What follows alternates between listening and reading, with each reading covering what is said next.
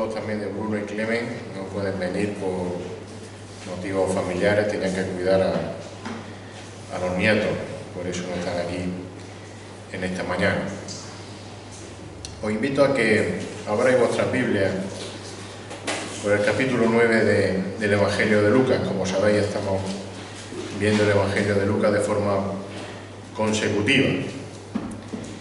Decía, si no recuerdo mal, mi primo Eduardito, en su oración, que estamos aquí celebrando lo más importante que podíamos celebrar, o algo así, puedo equivocarme, me perdonen en alguna palabra.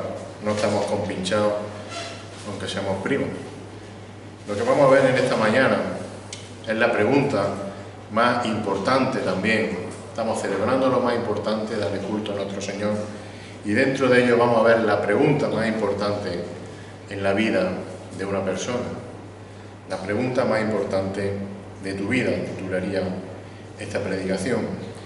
Y dice así la palabra del Señor, Lucas capítulo 9, versículos 18 al 22. Que mientras Jesús oraba a solas, estaban con él los discípulos, y les preguntó diciendo: ¿quién dicen las multitudes que soy yo? Entonces ellos respondieron y dijeron: uno Juan el Bautista, otro Elías, y otro que algún profeta de los antiguos ha resucitado. Y él les dijo: ¿y vosotros? ¿Quién decís que soy yo? Y Pedro, en nombre quizás de todos los que estaban allí presentes, de los apóstoles, respondiendo dijo: el Cristo de Dios. Pero él, el Señor, advirtiéndoles severamente, les mandó que no dijeran esto a nadie. Versículo 22, diciendo: el Hijo del Hombre debe padecer mucho y ser rechazado por los ancianos, los principales sacerdotes y los escribas, y ser muerto y resucitar al tercer día. Hasta aquí la palabra del Señor, y que Él la bendiga entre nosotros. Como decía antes, seguro que si nos preguntan a cada uno de nosotros que cuál es el día, por ejemplo, más importante de tu vida, todos tenemos respuesta. Unos dirán que es el día de mi boda, otros dirán el día de mi bautismo, o así muchos días. Si te preguntan que cuál es el día más triste, bueno, seguro que también tendremos respuesta para eso. Si te preguntan quién es tu mejor amigo, pues seguro que tendrás también respuesta. Espero que tengas muchos amigos. Pero así, como digo, con muchas preguntas o tipos de preguntas. Y las respuestas a esas preguntas suelen decir mucho de las personas. Nos hablan de sus recuerdos e incluso nos pueden servir para identificar lo que para una persona es importante o es trascendente, lo que ha marcado en algún momento su vida. Y en el pasaje que acabamos de leer del Evangelio de Lucas encontramos como dos preguntas que hace Jesús, dos preguntas muy parecidas entre ellas, ¿verdad? Es la misma. Dos preguntas que según su respuesta nos hablan de la persona que ha sido preguntada. Podemos decir, por tanto, que las respuestas a esas preguntas de Jesús son de vital importancia para las personas. Y esas preguntas que hace el Señor, en realidad, como decía antes, son las mismas, se refieren a lo mismo. Una es: ¿qué dice la gente? O ¿qué dice la multitud? Versículo 18, y la otra en el versículo 20, ¿quién decís vosotros? El Señor está preguntando a sus discípulos más directos, a sus apóstoles, sobre su propia identidad. ¿Quién dice la gente que soy yo? ¿Quién decís vosotros que soy yo? Y aunque esta pregunta se la hace el Señor a los apóstoles hace 2000 años, en realidad es la pregunta más importante que una persona tiene que responder. ¿Quién dices tú que es Jesús? ¿Quién es para ti Jesús? ¿Qué es Jesús en tu vida? Si hacemos como los periodistas, yo escucho mucho, paso muchas horas en el coche, y escucho mucho la radio, y de vez en cuando la cadena SER dice: bajémonos a Gran Vía, una de las calles principales de Madrid, donde está la sede de esa emisora, y le preguntan a la gente, micrófono en mano. Si nos vamos nosotros aquí a la Plaza Colón, como los periodistas, y preguntamos a la gente al pasar, seguro que recibiremos todo tipo de respuestas, unas mejores, otras no tanto, unas más simpáticas, otras más desagradables, unas acertadas y otras desacertadas. Y habrá quien diga que piense que la respuesta en realidad en realidad no tienen importancia. Vivimos en un mundo tan relativo, en el cual viven o conviven o que caben todas las respuestas que queramos, y no pasa nada. Unos dirán que Jesús era un hombre muy bueno, y ya está. Otros dirán que fue el primer comunista quien lo dice. Otros que fue un adelantado a su tiempo. Incluso otros dirán que era un personaje inventado. Como digo, cada uno dirá lo que le apetezca, y te dirán que no pasa nada, que cada uno tiene su perfecta opinión. Pero el caso es que la respuesta a quién es Jesús no es una respuesta relativa, no es una respuesta sin importancia, no es una respuesta sin trascendencia. La respuesta a quién es Jesús no es una opción entre las muchas que puedas escoger. No es una respuesta intrascendente. Porque de la respuesta que cada persona haga a esta pregunta depende, ¿sabéis qué depende? Su eternidad. Y digo su eternidad, no su jubilación, que a todos nos preocupa. No dónde van a pasar las vacaciones de aquí a 2 semanas, que también puede ser importante.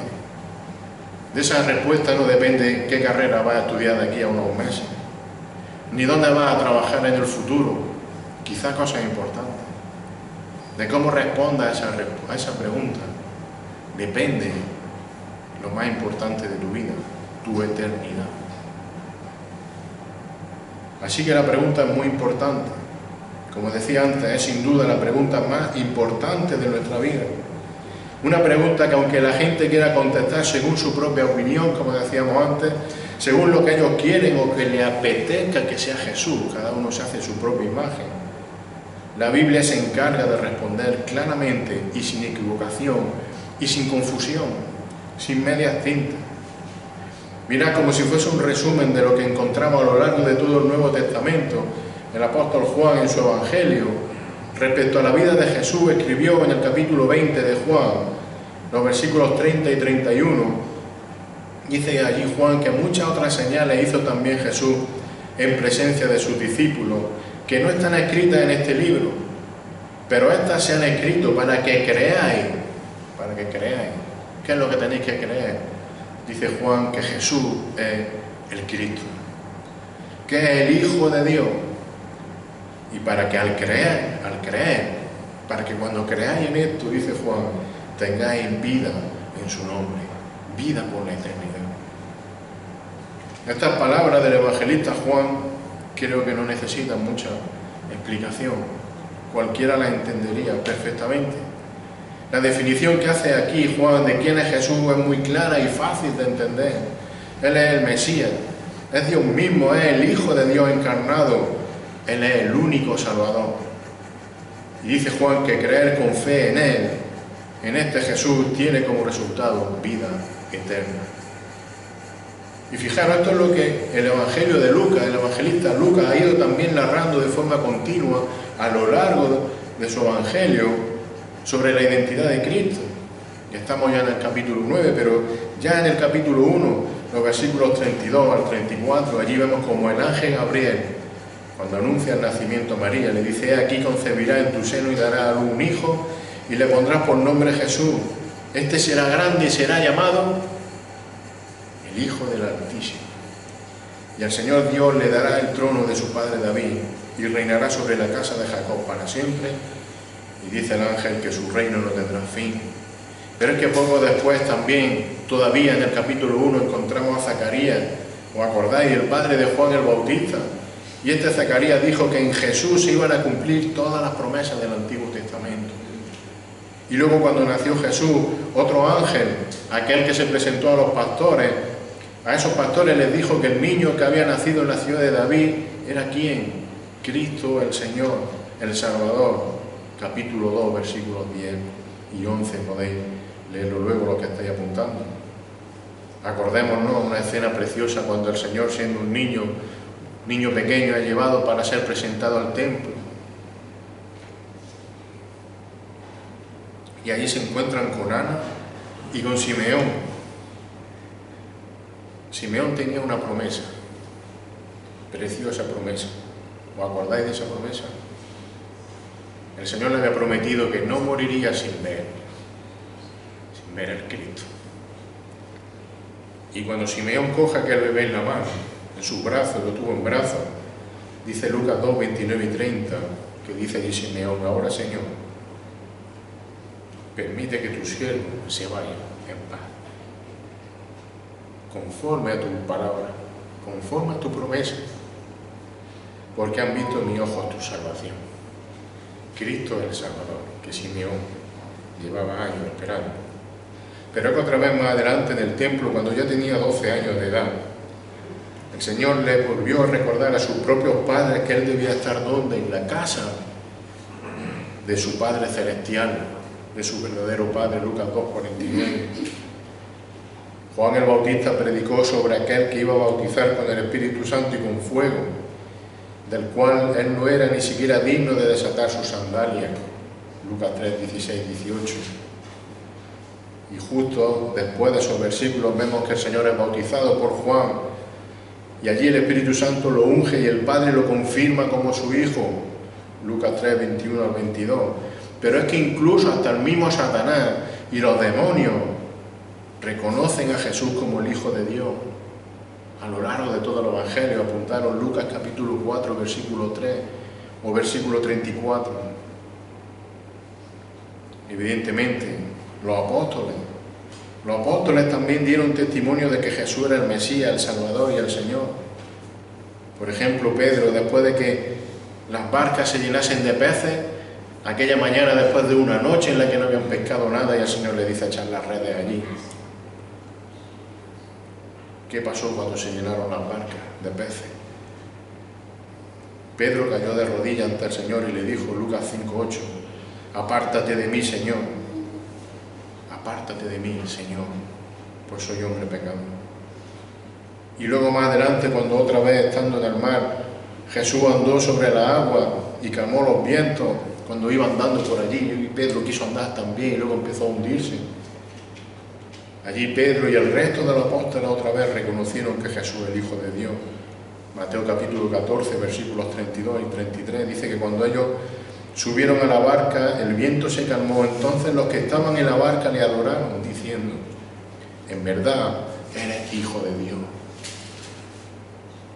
Y siguiendo esta línea, que como vemos es continua a lo largo del Evangelio, Lucas enfatiza esta enseñanza sobre la identidad de Jesús. El Señor quiere enfatizar esta enseñanza de quién soy yo. Y llegamos a esta escena del capítulo 9, donde los apóstoles, ante esta pregunta tan directa del Señor Jesús, hacen una afirmación clara, concisa y definitiva de que Jesús es el Mesías prometido. La pregunta de quién es Jesús se la hacía a la gente también de forma continua, a aquellas multitudes. Solo tenemos que irnos al capítulo 8, el capítulo anterior, en el versículo 25. Allí los discípulos también se preguntaban. Ellos estaban atemorizados y asombrados, diciéndose unos a otros, ¿quién pues es este? Que aún los vientos y el agua mandan y lo dicen. ¿Quién es este que hace estas cosas? Herodes, al oír todo lo que Jesús y sus apóstoles hacían, se lo preguntaba. Lucas 9:9. Entonces Herodes dijo, a Juan yo le hice decapitar. ¿Quién es entonces este? ¿Quién es este de quien oigo tales cosas? Pero la verdad es que el pueblo de Israel estaba confundido. Habían visto todas esas cosas, pero el pueblo estaba confundido. Porque más que su Salvador, como estamos leyendo y como estamos viendo, pensaban que Jesús era aquel que lo iba a librar de los romanos. ¿Os acordáis? Después de la alimentación de los 5.000, querían hacerlo incluso su rey. Por eso el Señor se va a solas. Y en esa situación, en mitad de esa situación en la que incluso quieren hacerlo rey, el Señor quiere que sus apóstoles, sus seguidores más directos, más cercanos, estén verdaderamente seguros de quién es Él, de quién es Jesús. No quería que se confundiesen, no era aquel que venía a ser un rey político y militar. Así que aprovechando un momento en el que el Señor consigue estar a solas, sin la multitud cerca, le hace a esos discípulos, a sus discípulos más directos, la pregunta más importante que una persona puede o debe responder. Y vemos que el Señor, dice el texto, está orando a solas, los discípulos están cerca. Y dejadme un pequeño inciso aquí, un inciso para recordar una cosa y hacer hincapié en la continua dependencia de Jesús de su Padre en oración. Un ejemplo, esa continua dependencia en oración del Padre, un ejemplo para los discípulos que estaban cerca de Él. Ellos vieron y aprendieron estas cosas de su Maestro. Ellos escucharon su enseñanza. Ellos le vieron hacer todo tipo de milagros, pero también vieron cómo la oración era una prioridad en la vida de Jesús. Buen ejemplo para los discípulos, ejemplo para nosotros también. Ahora volvamos al pasaje, a nuestra escena. Recordemos que como he dicho antes, acaban de dar de comer a miles de personas en el pasaje anterior. Y justo antes de esa alimentación, ¿os acordáis? Los apóstoles habían estado predicando por primera vez solos, habían sido enviados a predicar solos por primera vez y hacer milagros. ¿Os acordáis que decíamos ese día? Estaban como haciendo unas prácticas de final de curso antes de que el Señor, pues, pronto partiese y los dejase solos en su ministerio. Así que entonces, como si fuese parte de ese entrenamiento final para el ministerio que les va a venir pronto, el Señor le hace una pregunta a sus apóstoles. Una pregunta que es como, digamos, su examen de reválida, dirían los más mayores, como la selectividad, diría yo, los más jóvenes dirían como el EBAU, o como lo llamen ahora. Vamos a dejarlo todo muy claro. El último examen que os falta. La pregunta, aunque es la misma en ambos casos, como decía antes, tiene una diferente respuesta según a quién va dirigida o según quién la responde. Una pregunta trascendental. ¿Quién es Jesús? Y el Señor la realiza en función de quién responde. Por un lado, tenemos la respuesta de la gente, la respuesta común de la mayoría de la gente, de la multitud. Por otro lado, tenemos la respuesta de sus apóstoles, de los más cercanos. Y la respuesta a esa pregunta, como hemos dicho al principio, es trascendental, porque va a determinar el futuro eterno de cada persona. Así que vamos a ver en esta mañana quién es Jesús, según la gente, según la multitud, versículos 18 y 19, y vamos a ver quién es Jesús, según sus discípulos, versículos 20 y 22. ¿Quién es Jesús según la multitud, según la gente? Dice el final del versículo 18 que les preguntó diciendo: ¿quién dicen las multitudes que soy yo? Ellos respondieron y dijeron: uno Juan el Bautista, otro Elías, otro que algún profeta de los antiguos ha resucitado. Y podrían seguir diciendo cosas. El Señor pregunta a los 12: ¿quién dicen las multitudes que soy yo? La Reina Valera dice gente. ¿Quién dice la gente? La palabra gente o multitudes es usada por Lucas a lo largo de su evangelio, fijaros, para referirse a ese numeroso grupo de personas que seguían a Jesús, pero que en realidad no creían verdaderamente en Él. Eran seguidores por conveniencia, eran seguidores por curiosidad, pero no eran verdaderos discípulos. Eran personas que sí, que conocían y que habían visto incluso de primera mano todos los milagros que Jesús hacía. Sabían y reconocían que los hacía de verdad, que no había trampa, ni truco, ni cartón, como decimos nosotros. Sabían que lo que hacía era especial, era sobrenatural. Algo sobrenatural había en Jesús. Reconocían que las cosas que hacía no las podía hacer un hombre normal. Pero el problema de esa multitud, de esa gente, el problema de la mayoría de la gente, era que lo seguían solo por ver o por beneficiarse de los milagros. Pero es que además su idea o su opinión sobre la identidad de Jesús estaba equivocada. Lo hemos visto antes, lo hemos dicho de pasada antes. Algunos, como Herodes, pensaban que Jesús era Juan el Bautista, otros que era Elías, otros que era algún profeta antiguo resucitado. Y en el capítulo 9 también los versículos del 7 al 8. Allí vemos lo mismo. Herodes, el tetrarca, se enteró de todo lo que estaba pasando y estaba muy perplejo porque algunos decían que Juan había resucitado de entre los muertos, otros que Elías había aparecido, otros que algún profeta de los antiguos había resucitado. Pero como decíamos al principio, la respuesta a esa pregunta de quién es Jesús tiene una respuesta clara en la Biblia. Mirad, solo en el Evangelio de Lucas, el Señor Jesús mismo se define a sí mismo, perdón por la redundancia, se define más de 10 veces como el Hijo del Hombre. No podemos leerlo todos, pero Lucas 6, 5, 9, 26, 12, 8, así hasta 10 o 12 veces. El Hijo del Hombre, yo soy el Hijo del Hombre, dice el Señor Jesús. Fijaros, ese título de Hijo del Hombre es un título mesiánico, que no se lo inventó el Señor Jesús. Es un título que venía, que procedía, que ya estaba definido en las profecías del libro de Daniel. Mirad Daniel capítulo 7, versículos 13 y 14. Daniel está viendo su visión. Y dice el versículo 13 de Daniel 7 que seguí mirando, dice Daniel, en las visiones nocturnas. Y he aquí con las nubes del cielo venía uno como un hijo de hombre, que se dirigió al anciano de día y fue presentado ante él. Y le fue dado dominio, gloria y reino, para que todos los pueblos, naciones y lenguas le sirvieran. Ese es el Hijo del Hombre. Su dominio es un dominio eterno que nunca pasará, y su reino uno que no será destruido. El Hijo del Hombre, profetizado ya por Daniel. Así que Jesucristo es el Hijo del Hombre anunciado por este profeta Daniel. Y como veíamos al principio, Jesús también es llamado por el ángel Gabriel Hijo del Altísimo o Hijo de Dios.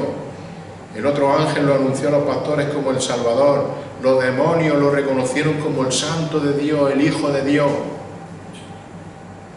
Nosotros, los que estamos aquí, hemos leído todas estas cosas en la Biblia. ¡Qué privilegio! Aquella gente, aquellas multitudes, fijaros, habían visto, habían escuchado en persona todas esas declaraciones que estamos diciendo nosotros. Conocían perfectamente, incluso como judíos que eran desde niños, conocían las profecías del Antiguo Testamento. Por supuesto, conocían perfectamente lo que acabamos de leer en el libro de Daniel. Podemos decir una cosa: no tenían excusa para fallar en la respuesta de quién es Jesús.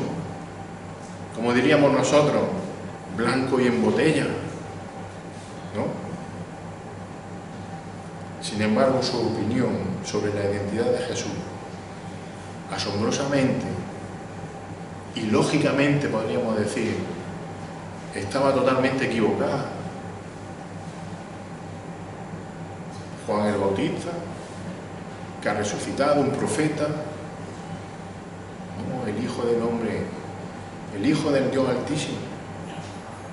Bueno, al principio es cierto, no le rechazaban, le seguían, como hemos dicho, lo veían como un líder político, un líder militar, que les podía librar de los romanos, un líder que les daba comida,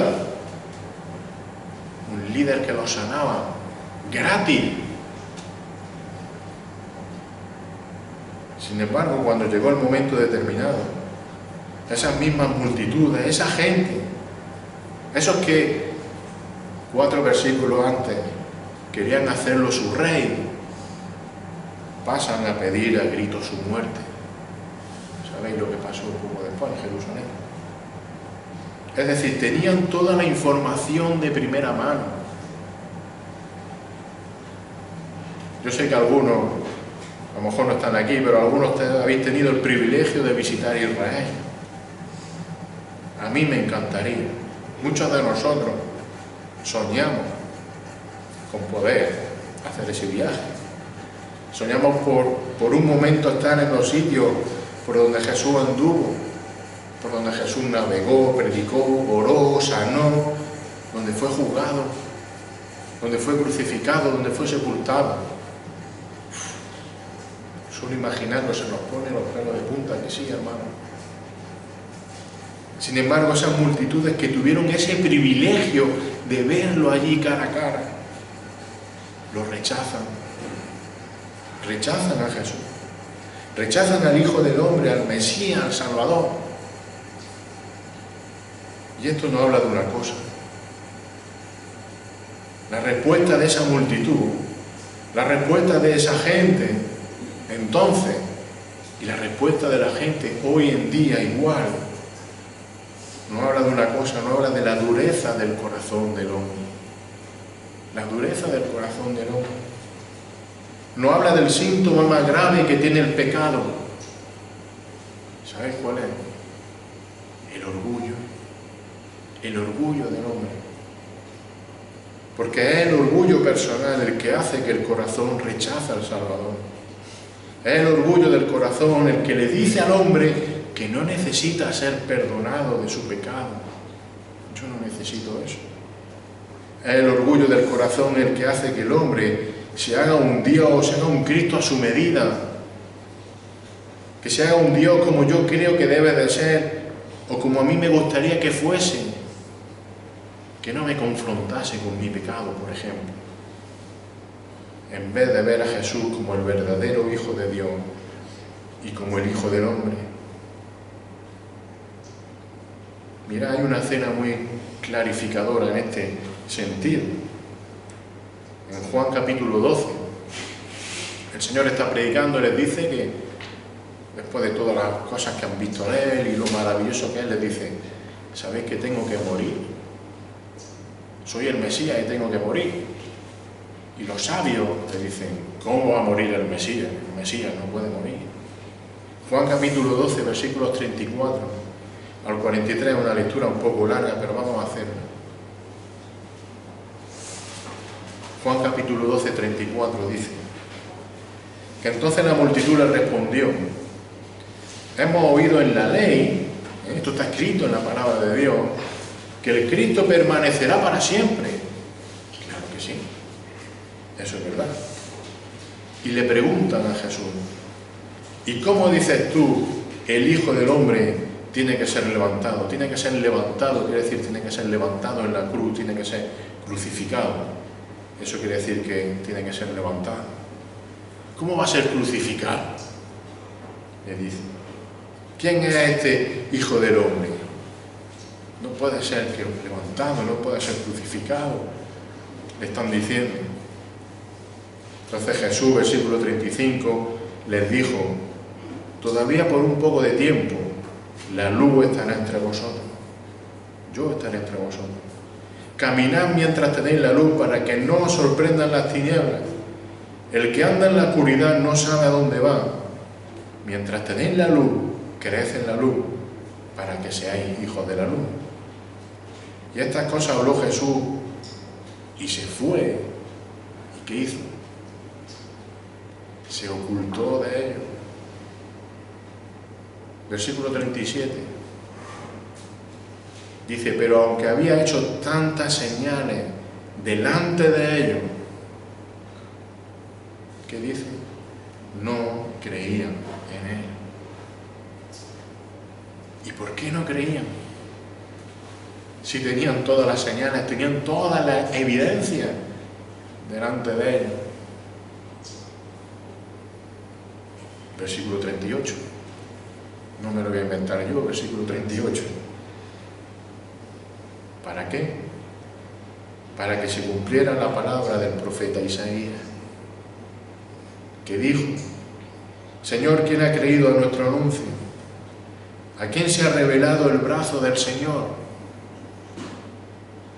¿A quién se ha revelado el brazo del Señor? Versículo 39. Por eso no podían creer. Porque Isaías dijo también: Él ha cegado su ojo y endurecido su corazón, para que no vean con los ojos y entiendan con el corazón y se conviertan y yo los sane. Esto dijo Isaías porque vio su gloria y habló de él. Sin embargo, muchos, aún de los gobernantes, creyeron en él, pero por causa de los fariseos no lo confesaban, para no ser expulsados de la sinagoga, para no perder su condición, porque su orgullo les podía más, por el qué dirán, qué pensarán de mí. No, es que yo soy. No pueden pensar más de mí. El orgullo. Versículo 43. Porque amaban más el reconocimiento de los hombres que el reconocimiento de Dios. El orgullo del hombre. Y el orgullo del hombre vemos que endurece el corazón. Y llegará un momento en el que el Señor se oculta de ellos, como dice. El rechazo continuo a la persona de Jesucristo provoca el endurecimiento total y permanente del corazón, hermano. Y ante la pregunta de quién es Jesús, a tiempo está de responder bien. No responda equivocadamente, no responda de forma errónea, no endurezcas tu corazón. Cristo Jesús es el Hijo de Dios. Cristo Jesús es aquel que vino a salvar lo que se había perdido. Y sabéis una cosa, toda persona que no tiene a Cristo está perdida. Si aún no lo has hecho, reconoce que estás perdido. Y reconoce que Cristo es aquel que pagó por tu pecado en la cruz. Cristo, el Hijo de Dios, el Hijo del hombre, tiene poder para rescatarte de la condenación eterna en el infierno. La gente, la multitud tiene una respuesta errónea de quién es Jesús. ¿Cuál va a ser tu respuesta? Porque hay otra respuesta. Los discípulos respondieron de otra manera. Versículos 20 al 22. Él les dijo: ¿vosotros quién decís que soy yo? Y Pedro respondiendo dijo, y como digo Pedro, quizá en nombre de todos los que estamos ahí de los apóstoles, sabéis que era el portavoz, el que tenía que hablar primero, el más nervioso, el que salía corriendo siempre, para lo bueno y para lo malo. Esta vez para lo bueno. Y Pedro dijo: el Cristo de Dios. Tú eres el Cristo de Dios. Ahora dice el versículo 21, pero él advirtiéndoles severamente les mandó que no dijeran esto a nadie, diciendo: el Hijo del Hombre debe padecer mucho y ser rechazado por los ancianos, los principales sacerdotes y los escribas, y ser muerto y resucitar al tercer día. El Señor, viendo la confusión, la incredulidad de la multitud, le hace ahora la pregunta directamente a sus apóstoles: ¿quién decís vosotros que soy yo? Y Pedro, como hemos visto, responde en nombre de los 12. Y frente a la respuesta diversa, relativa, confusa de la multitud, la respuesta de los apóstoles es clara y contundente: Jesús es el Cristo de Dios. Para Pedro y sus compañeros no había duda. No había duda de quién era Jesús. Y fijaros, si vamos al texto paralelo, la misma cena, pero en el Evangelio de Mateo, allí vemos como incluso reafirman en su respuesta, su identificación de quién es el Señor. Y además de decirle que tú eres el Cristo de Dios, lo llaman el Hijo del Dios viviente. Mateo 16, 15 y 16. Dice: él les dijo: ¿vosotros quién decís que soy yo? Y respondiendo Simón Pedro dijo: tú eres el Cristo, y añade: el Hijo del Dios viviente. Mirad, la palabra Cristo, que tanto usamos, gracias a Dios, es la traducción griega de la palabra hebrea Mesías. Luego, Cristo y Mesías es lo mismo, uno en griego y el otro en hebreo. Su significado, su uso original en ambos casos, ¿sabéis cuál es? En ambos idiomas. Seguro que lo sabéis. Ungido. Ungido. Así que Pedro y los apóstoles están reconociendo a Jesús como ¿quién? El ungido de Dios. Los apóstoles están diciendo que Jesús no es un antiguo profeta que ha resucitado, no es un nuevo líder político y militar que venía a traer prosperidad a la nación de Israel. Jesús es el elegido de Dios, el Mesías ungido, su Hijo amado. Y recordemos una cosa, hace como un año estábamos viendo a todos los apóstoles uno a uno. No eran hombres perfectos, para nada. No eran las personas más sabias ni las más eruditas, para nada. Eran hombres con debilidades. Eran hombres con una fe que fallaba. Una fe que no era perfecta ni constante. Vamos, como nosotros. Pero aún así, hubo algo de lo que una vez que lo entendieron, no dudaron nunca más. Y eso fue la identidad de la persona de Jesús. La fe fluctuó y puede fluctuar en los apóstoles y en nosotros. Pero sobre quién es Jesús, no dudaron. Y nos podemos preguntar, ¿por qué no dudaron de la identidad de Jesús? La multitud estaba equivocada y ellos que estaban allí dudaban. No dudaban, perdón. Claro, podríamos decir, es que eran los apóstoles. Somos los apóstoles y, hombre, no es que vivieron 3 años, día y noche con él. Es que vieron todos sus milagros, escucharon todas sus predicaciones. No tenían YouTube, pero estaban allí con él y escucharon todas sus predicaciones. Lo hemos dicho antes. Las multitudes, la gente, vieron y escucharon lo mismo que los apóstoles. Conocían las promesas del Antiguo Testamento desde niños, igual o mejor que los apóstoles. Sin embargo, las multitudes no reconocieron quién era verdaderamente Jesús, y los apóstoles sí. ¿Por qué los apóstoles, que no eran nada especiales, ni nada distintos, ni nada mejores? Porque ellos sí y los otros no. ¿Por qué Pedro y los apóstoles lo tenían tan claro y tan seguro? Bueno, sigamos leyendo el pasaje de Mateo 16. No es por nada que yo diga, lo dice la palabra de Dios. Mateo 16, hemos leído el 15. Él les dijo, ¿vosotros quién decís que soy yo? Respondiendo Simón Pedro, versículo 16, dijo, tú eres el Cristo, el Hijo del Dios viviente. Muy bien. Versículo 17. Y Jesús, respondiendo, le dijo, ¿qué le dijo a Pedro? Bienaventurado eres, Simón, porque eres muy guapo, qué listo eres. Pedro, es que la has pillado a la primera. ¿Cómo te has dado cuenta tú y el resto no se han dado cuenta? ¿Le dice eso al Señor? Bienaventurado eres, Simón, hijo de Jonás, porque esto no te lo reveló carne ni sangre. Esto no es nada que hayas aprendido por ser un hombre, ni ningún hombre te lo ha explicado, ni lo has aprendido en ninguna escuela, ni lo has leído en ningún sitio. No viene de hombre, no viene de carne ni de sangre. Dice, sino que mi Padre que está en los cielos, Él es el que te lo ha revelado. Mi Padre te lo ha revelado.